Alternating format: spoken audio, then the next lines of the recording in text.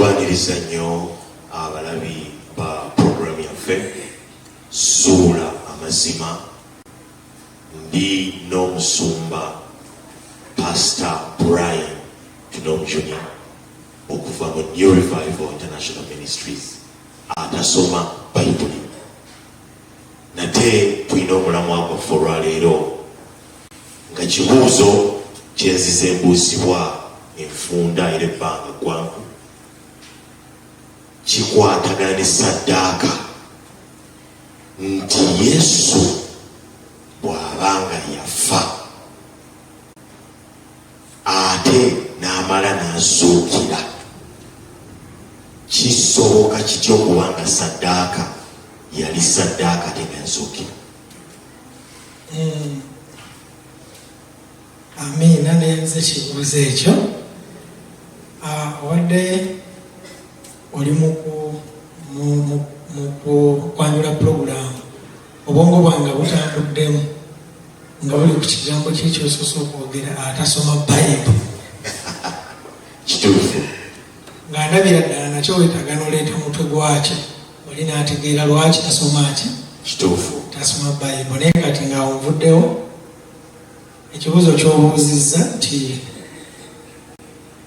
bw'aba yafa n'azuukira, era nga njagala tandika bwe nti afudde n'azuukira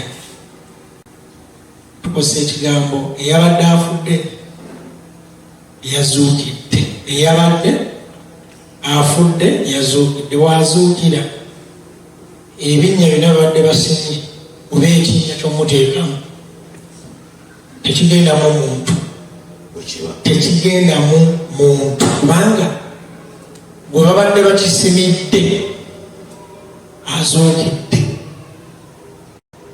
Kiba kitegeeza eyabadde afudde azuukidde. Oba gwe bagambye nti bannange gundi yafudde, badde ne babagamba bwe twabagambye nti yafudde yazuukidde. Kati bw'aba yazuukidde kiri ekyokufiirira nti balina gamba eyabadde akufiiriridde yamaze n'azuukira.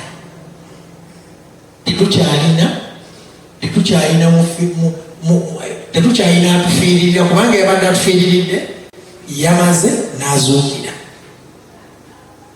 Oba okategedde? Kategeera bulungi nnyo. Kubanga bagenda bajja genda bagamba nane tuli basanyufu kubanga tulina atufiiriridde nga tannazuukira. Tuli basanyufu tulina yatufiiriridde ebibi byaffe oba yatufiiriridde ebyonoono byaffe. Kati bwazuukira bagamba eyabadde atufiiriridde ebibi byaffe yazuukidde. Bufunze ndabanga nti essanyu eryaliwo katugeze nga balaba afudde baaliyiwamu amazzi bwayazuukira, kubanga kiba kitegeeza bw'abanga yali alina kyajjawo tekyavaawo. Nga bw'oyogedde bw'otyo njagala nkulageyo ekintu kiri. Bw'obeera taata w'abaana katugeze ng'olina abaana bo 6 n'obeerawo embeera egenda okubeerawo n'obagamba baana bange omwana ono ngenda muwaayo, muffe mulina okuvaamu omwana omwafe naye omwana oyo nga ye mukulu mu bbo atufiirire nga famire first born. Kati bano abataano bwe basanyuka naawe taata n'osanyuka, mwe bwe musanyuka kubanga muwaddeyo eri abafiirire mubeera baki? Mubeera batemu. Mu bufunze mubeera batemu nambeemu. Ate nga taata alina ansa endala gy'asobola okukola okununula abaana be nga tewaliiwo musaayi guyiise, naye ansa eri n'agireka naga ansa eri sijja gikola. Nga taata oyo asobola okukyusa emitima gy'abantu bali abadde baagala okubakolako obulumbaganyi. Naye n'agamba sijja kikola kasani n'omwana kamuweeyo afe, naye ng'ate abadde alina talina kyasobola okukola newatabawo omwana afa ate ne babeera seefu. wekyandibadde bwekiti bwekito wekyandibadde. kati bwakwata omwana we n'awaayo omwana we mubereberye naga ono omwana mmuwaddeyo abafiiririre newankubadde nina ekirala kyembadde nsobola okukola n'atafa naye kamuweeyo abafiiririre. abaana ne musanyuka nnyo bagenda mutta agenda tufiiririra katate ye ne bamukuba emiggo ne bamutematema ne bakola ki ng'akaaba obulumi naye nga mumusanyuka. ndaba okuleeta obutemu mu famire n'abaana be wazaala bano abaana b'okikoledde bwe banaakula ne bafuna obuzibu bajja kuwangayo sadaaka z'abaana baabwe ababereberye olw'okutaasanga famire zaabwe. Nsumba olina eggumba lyotuuseekaawo nti mu bufunze egizampo ya taata ebeera ewa abaana ekyokukola kubanga taata abadde ne ansi endala gy'alina okukola waleme kubaawo omusaayi guyiika ng'asobola okununula famire ye ne watabeerawo omusaayi guyiika. naye n'agamba katukireke kampeeyo n'omwana wange omu mubereberye akolebwa ati nina kyengezaako okugjayo nga ndaga nti bwali bulimba wali ku poyinti yo bano bagamba nti yafa mbwe yamuwaayo afe kisooka bulimba gwowaddeyo afe ate twakyazuukira. kiba tekisoboka kubanga kuwuddiisa obufunze nti yafudde naye ate teyafudde. taata gwe twogerako ye Katonda kituufu alina obuyinza bwonna obusalawo kyebayita oba kyebagamba ekibi okukijja mitima gyabo ne mundooza z'abantu n'abateekamu gundi ere egamba nga tewakyaliwo kantu bagamba nti omuntu afe oba tutte omuntu oba gundi alwane ne gundi katasoose kugamba nti kasooke njiwa omusaayi. twogera Katonda alina obusobozi bwonna kati nga kyegezako okugjayo bwe buno obuyayi bw'abano Abaroma ebyo gye biva nti bwali bulimba kubanga ne kubagamba yafa bamala ne beekuba cu yazuukira kubanga ate azuukidde aba tafudde kubanga azuukidde n'ebibye byonna azuukira n'ebibye biki byonna n'omugugu gwonna gwe mwali mumutisse. Wuliriza ki kubanga bwazuukira bamukuba emiggo omusaayi gutonnya mungi ne gukulukuta bw'aba azuukirira ddala ki azuukira n'omusaayi guba guvuddewo. kati ne kino kye bagamba nti tunaaba omusaayi tebalina musaayi gwe banaaba kuba yezuukira nagwo. katugambe osazidde nezuukira kitegeeza obulago bwayo buddawo n'emisuwa ne giddawo omusaayi ne guddamu ne gutambula bupya. kati waba tewakyali makulu gali agaki agaguli omusaayi ogwayinse kubanga gubadde gwa sadaaka efiiridde ddala gye batemyeko omutwe tubala sadaaka nti efudde bagitemyeko omutwe kati nti ezuukidde ezza engulu n'omusaayi n'emisuwa ne gyegatta amagumba na buli kimu obulago ne buddawo. tegeeza buli omusaayi neokuba gukyali awo gwatonye teguba sadaaka kubanga sadaaka yazuukidde ekitegeeza ezuukidde n'ebyayo eki byonna. kituufu nga tuyamba abantu afudde n'azuukira abatafudde bagamba yabadde afudde bwekiri yabadde afudde n'amala n'azuukira yabadde afudde eyabadde afudde azuukidde. tulangane ku kizindaalo eyabadde afudde azuukidde abadde bagenda okujja okuzika essaawa 8 temujja kubanga yabadde afudde azuukidde. tekyalina kuziika ewagundi wazibidaayo teriyo kuziika kubanga yabadde afudde azuukidde.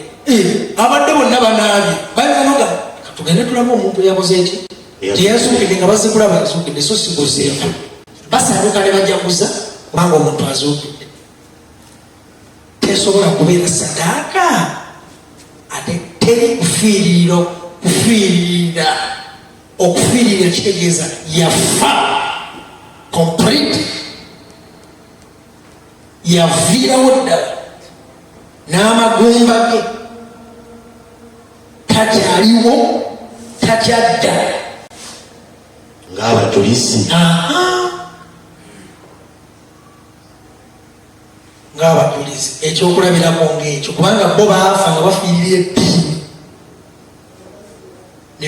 eddiini ne bafiira ddala abutuna bagendawo ne babalambula n'entaana zaabwe gyeziri gye babalambulira enamugongo. Kitegeeza bo baafiira ddala sadaaka ey'eddiini ya Uganda. Eyo sadaaka ntuufu mu ddiini y'Abakatoliki paka baakufiirira dde bakali baatufudde naye gala amazima gajja gasibula amaaso. Kituufu yeyandibadde sadaaka nga teyakomawo eba sadaaka ejjudde.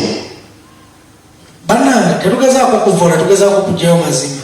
Bannange obulimba kibi, bw'olimba oyonoona bingi. Abajulizi baafa nga bafa ku lwa Yesu kubanga eddiini zonna ezisinga zisibuka mu Yesu. Baafa ku lwaki? Baafa olw'obulimba. Obwo bulimba ekikulaga nti bulimba tewaliwo kibi kyavaawo, era ekibi obeera nakyo munda mu mutima gwo, obeera nakyo mu birowoozo byo. Baganda bange ekibi ne bwolowooza bulowooza genda kutta muntu, ekyo kibi kya mu ndowooza zo ne mutima gwo. Tekivangawo omuggomo ekibi gwalina oddiringa nakyo nekikuvaako n'okyejjamu n'okola ekintu ekituufu. Kyekyo waliwo ekirala. Abantu balina okumanya obulimba kibi. Bano baleeta ekintu kyabwe nga baagala abantu bakitambulireko, tugende nga tugoberera kuki? Bugoberezi. Obulimba kino ekintu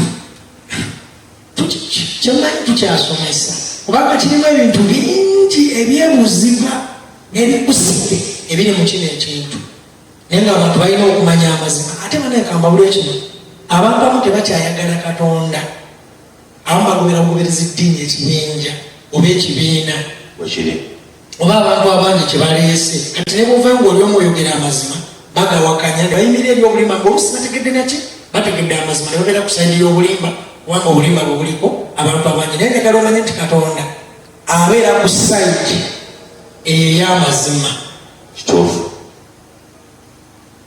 Teriyo sadaaka yosobola kusaddaakira muntu n'omugamba mukwano gwange nkwebaza kubanga onkyalidde, n'akukyalira n'omusalira embuzi. Bw'omala omusalira embuzi n'omala ogisala bulungi nnyo, embuzi n'ezuukira. Bw'emala okuzuukira neddawo bulungi nnyo, mukwano gwo n'agenda ng'agamba abantu owooluganda yasaddaakira embuzi nagirya.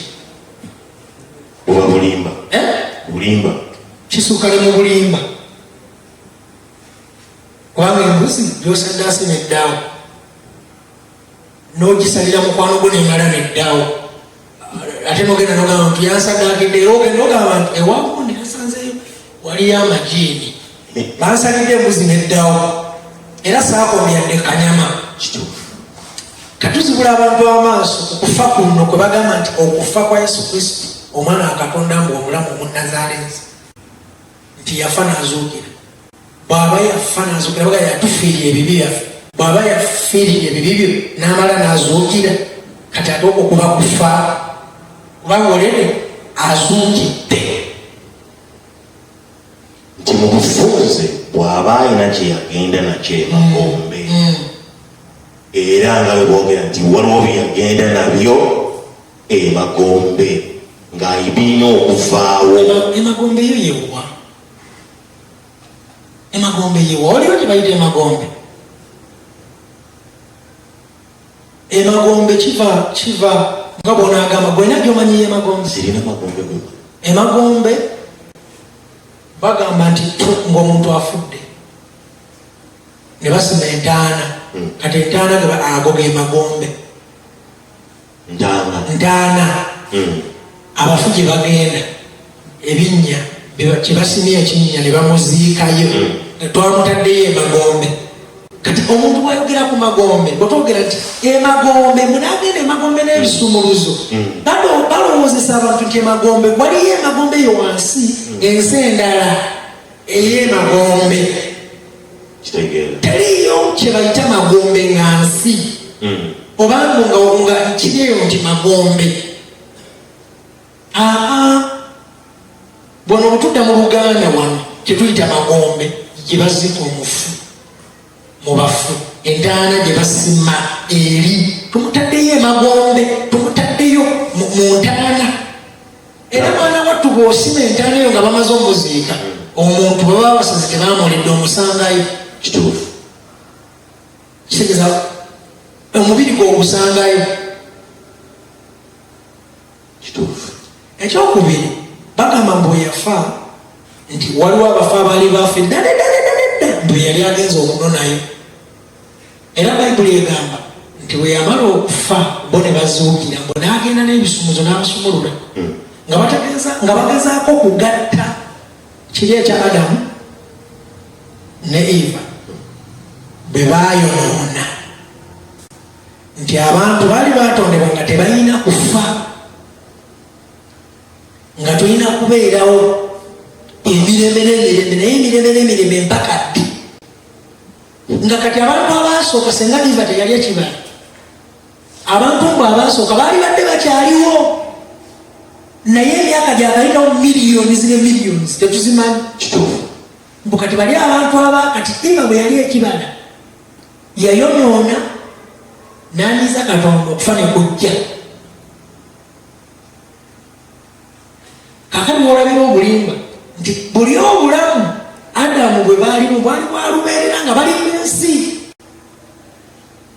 ali Yesu bwakomyawo obulamu nga bwe bagamba nti bwe yafa nazuukira yali akomyawo obulamu buli oba Adamu naye weebuza ekibuuzo lwaki okyafa bw'aba yanona bali emagombe babeere balamu be yali anonye ensi basigala bafa basigala aputunawo bafa kubanga wali bagamba mu Bayibuli mbu wali badde tubeerawo lubeerera kati bw'aba yajja mbu yezza azeewo obulamu buli Adamu bwe yayonoona bulimba olabye omukyanganiso bulimba ate era osobola ozonyo okuzzaayo mu Katonda waliwo eggumba yewamekese nti taata bw'abanga musaddaasi ng'ayiwa omusaayi kiki ekirobera abaana okusaddaaka abantu Bayibuli egamba Yokaana 1:16 Bayibuli wegamba nti bweyagala ensi bw'atyo n'okuwaayo n'awaayo omwana we omu yekka okubeera saddaaka eri ensi era abasumba bakyogera nnyo bapasitaazi abasoma Bayibuli bagamba nga bwe yawaayo omwana we Yesu Kristo naye bondi olaba ne Katonda yawaayo saddaaka lwaki gwe towaayo kikyo waayo ekyapa ky'ettaka waayo essimu yo waayo sente zo waayo emmotoka zo waayo ki nga balina kukira ekyawandiikibwa kye bayimiriramu nga kitegeeza kalimu obadde oleeta nti Katonda bw'abanga musaddaasi n'omusaayi mu ngalo ng'abantu beyatonda abasaddaaka kati ngaekyo ekyasaddaaka nga saddaasi omwana nga begwegamba omwana wa Katonda kitegeeza kati Illuminati erina weyimiridde Illuminati erina ekifo weyimiridde eyimiriramu ekyo bw'aba naye yawaayo saddaaka ey'omwana we omu yekka Yesu Kristo nayiwa omusaayi olw'ebibi by'abantu eyayagala ensi kitegeeza naye eyimirirawo ng'egamba bw'aba naye yasaddaaka ng'abasumba be bagamba bw'aba naye yasaddaaka lwaki gwe tosaddaaka obufunze nti Illuminati bw'abanga yakoze emikolo gye aba n'ekibuuzo mu mutwe, olaba Katonda yayiwa omusaayi, olaba yayiwa omusaayi saani ataguyiwa. Kibuuzo kyo kiba kikulu, kiba kibuuzo kikulu. Era abantu kati Katonda oyo aliwo, olwaliro abantu gwe boogerako eyawaayo omwana we si ye Katonda nze gwe nzikiririza mu Katonda kamala byonna eyatonda eggulu n'ensi nga talina gwe yeebuuzizaako, eyatonda omuntu nga talina gwe yeebuuzizaako, era eyatonda eyakola okufa tomuntu akoma. Kati buli obulamu obuddako Katonda yamanyi tulagawa, era yamanyi omuntu bw'ava ku nsi alagawa, omutadde mu bitooke wali alagawa, era alisala atya omusango gwe, era aliramula atya omusango gwe. So si mwana wa muntu kubanga amanyire pulaani za Katonda engeri gy'aliramula. Kiba kitiibwa kye, kitiibwa kye. Tasobola kuddira bwerere bwe n'abutugamba nti natonda bwe nti ensi mu nnaku 7 ennaku zaaliwo, okubala kwaliwo mu kutandikwa y'ensi. So bintu bingi nnyo obulimba obuli mu kitabo ekyo, bulimba. Yadde osomamu akagamba beera n'okwagala, tekitegeeza nti kituufu. Ne mukola ne mwekali, ne muli wamu. Tetukwata ate ne kwebyo ne Katonda w'eddiini eno abasiraamu oyo gwe basaddaakira endiga ebisolo biki, kati kyo kivaawo, era kiva kwoli ti Katonda yasaba Ibulayimu omwana we Isaaka. Kituufu. Kino kye boogerako tekitandikidde ku Yesu be bamwogerako, yasaba ne Ibulayimu omwana we omubereberye Isaaka, n'agenda mumuwe n'akoma ebyoto. Kitegeeza yali nkola yaabwe nga basaddaaka. Katonda wamusabira omwana we omusaddaake ng'amusaba Ibulayimu, n'amwana n'amugamba nti aya tomusaddaaka endiga yiyo ndabye obugonvu bwo. Katonda kyoyo akasobola kumanya muntu nga tamaze mugezesa. Katonda talina kugezesa muntu kumanya bunafu bwe n'amaanyi ge, wabula Katonda aba amanyi obunafu waffe n'amaanyi gaffe. Kitegeeza Katonda oyo kyaliba ekintu ekirala kibayita Katonda kyebateeka mu Bayibuli, kidayimooni kisukkawo. Kineewuunyisa nti ebintu ebyo by'okusaddaaka bifaananira ddala n'eri mu busamize, bifaananira ddala tebirina njawulo. Enkola, engeri, ebyoto, evvumba ebigenda waggulu na buli kimu. So kijja kitya okubeera nti Katonda n'obusamize kimu? Katonda w'amaanyi era yijja ate bannabbi ba Baali 145 n'amuwa amaanyi era n'amukosa bonna n'abasanjaga. Nenjagala olwo Katonda abekugwawo amaanyi atte abantu. Katonda gwenjogerako nze gwensomesa abantu si oyo Katonda bw'atyo. Ye Katonda ajjudde ekisa n'okusaasira, ate ye Katonda asobola okukola ekintu nga bw'aba asobola okukola ekitasobola, asobola okukyusa. Asobola tuwa egizample nti namwe musaddaakenga mu kusirika kwe kwasirisi. Ekyewuunyisa nina akantu ke nasobola okusumba kankakubuulira. Yempita ayiteyo ku social media ng'omuntu yawandiika n'agamba nti mu Bayibuli Katonda yatta mitwalo na mitwalo, Sitaani yatta yagamba oba 3 oba 4. Yagamba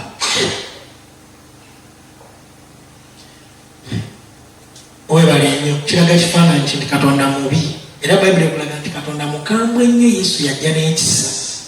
Kuba Bayibuli yonna waabanga yatta bussi. Siwakane Katonda kukola kufa kuno okwentuuko zaffe. Obwo tekitegeeza nti butemu, kubanga batazze n'agenda ng'atutugumula, wabula okutonda kwe yagera omuntu nti anaakomanga bw'ati n'avaawo, anaakomanga bw'ati n'avaawo. Naye tugamba okutta kuno Katonda ng'akozesa ekitala ate ng'akitadde mu mikono gy'omwana w'omuntu. Namugagenda otta abantu. Amenya ne Sawulo yamutuma mu ggwanga erimu agenda abantu abaliyo n'ebisolo ebiriyo.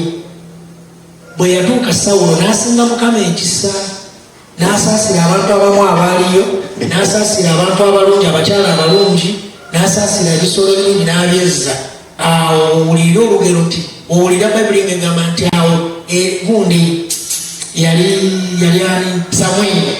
Owulire Samwiri munagenda n'agamba Sawulo, wajeemedde ebiragiro bya Mukama Katonda? Lwaki werekedde ebirungi n'okola ki? Yagamba ng'anenyezebwa kubanga yagana okutta abantu, kubanga yakola ekisa n'anenyezebwa. Katonda n'amunenya nnyo. Awo Sawulo yatuukira n'akwata ku lugoye lwa Samwiri ndowooza mu ngeri eyo n'ayuza mu byawandiikibwa bagamba mukati. Awo Mukama Samwiri nga bwoza ekyambalo kyange bwotyo bwoza obwakabaka bwo. Awo Dawudi wajjira n'abeera omuziga, n'abeera n'effeeva ey'amaanyi, kubanga Dawudi yawuliranga Katonda bye yamutumanga. Katonda bwe yamutumanga okutta yattanga bangi. Era oluyimba lugamba Dawudi yatta 10, Sawulo yatta 10. Ndi Dawudi yali w'amaanyi nnyo mu kutta okusinga Sawulo, era Dawudi yafuuka muzira nnyo. Ebyo biri mu Bayibuli, babimanyi abasumba.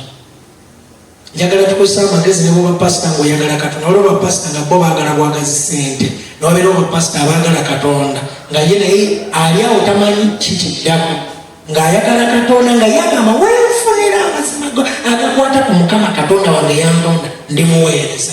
Gye bali n'obeera ne bana abagoberera obugoberezi ssente yitafaayo. Njagala tutegeere tukozesa omukisa guno.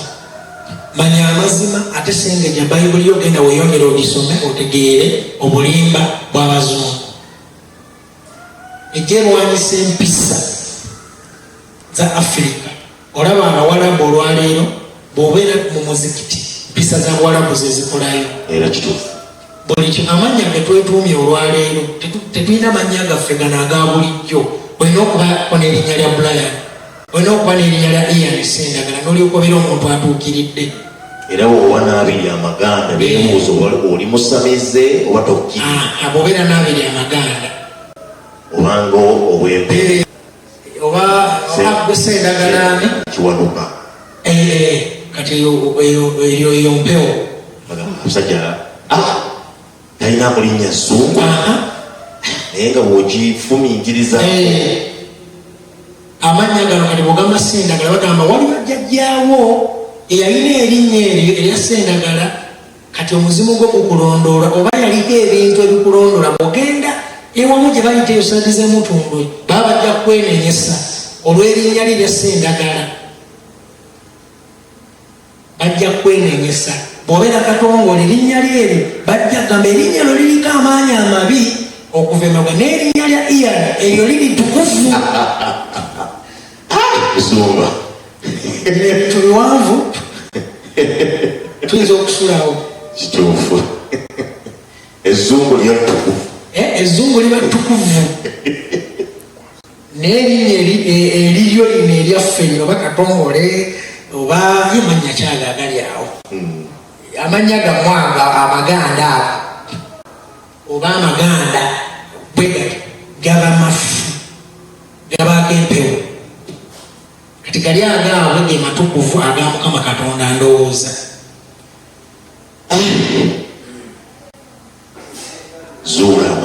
Zuula amazima ng'okozesa omutwe gwo, kubanga omutwe ogulina tetugezaako kuvvoola yadde okuvuma yadde okuwakanya. Era abantu mmwe basaamu ekitiibwa, mwenna tubasaamu ekitiibwa nga pulogulaamu eno. Tetubawalana, tetubayinaako obukyayi, naye tugezaako okuggyayo mazima, okugjako nga mmwe munaggulawo olutalo ate ffe tetulwana. Katonda gwe tukkiriza yatonda eggulu n'ensi yajja tuyamba, naye nga tugezaako okuggyayo mazima eri ensi agaatwekebwa agaabikibwa. Naffe tulina okwetegenya mu kutegeera Katonda. Wali olidde Esaale negamba Katonda wa Isirayiri, ayi Katonda wa Isirayiri nnyamba, Katonda wa Isaaka, wa Ibulayimu, Isaaka ne Yakobo, ayi Katonda wange yantonda nnyamba. Olina kuyitira mu Katonda w'abali. Nze obukulu okutuuka wano Zumba manyi nti Katonda w'eggwanga erimu lyokka abalubaale.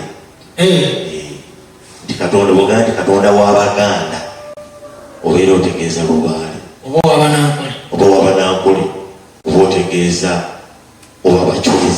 naye katonda w'abantu bonna, naye waliwo katonda w'abantu bonna, ye katonda gwe tusinza mu kifo kino.